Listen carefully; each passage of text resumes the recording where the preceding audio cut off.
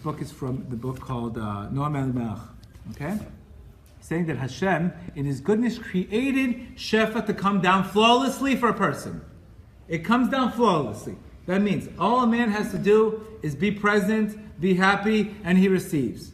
But what happens if you screw it up by impatience, etc.? You disconnect the pipeline that's coming to you. Basically, you're born to have Shefa. But what happens, man, all of a sudden, he starts, maybe has an ego, whatever his story is. Look what he's saying here. God created the Shef pipelines to carry Shefa and abundant blessing to fulfill mankind's needs. The blessings Shefa are ceaseless, but when a man falls from a spiritual level and lacks trust in his Creator, who is a true provider, all God's asking you to trust. He's not asking you for nothing more but simple trust, nothing else. Who supports and sustains everything.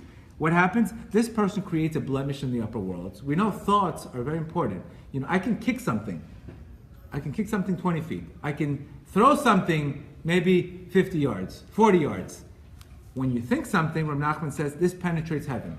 So once you penetrate heaven and you show there's a lack of trust, upstairs there's a signal, this guy has no trust. So what happens? What do? You actually do what? You disconnect the pipeline.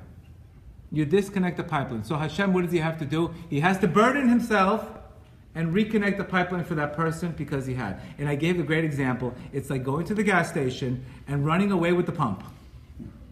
You went to the gas station, you ran away with the pump. Okay, I made a mistake. I was on my phone, I ran away with the pump. So what happens? You go back to the gas station, you tell the guy, I made a mistake. Okay, no problem, sir. Let me stop what I'm doing. I can't wait on the customers, and I have to go reconnect your pump. And the guy gives you a face, etc. So what happens if you do that tomorrow?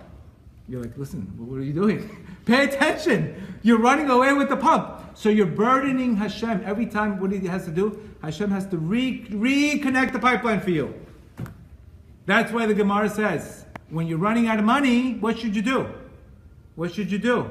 Give charity. Why should I give charity when I'm running out of money?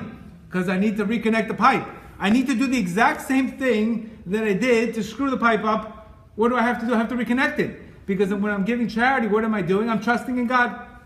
You don't see the results when you give charity right away.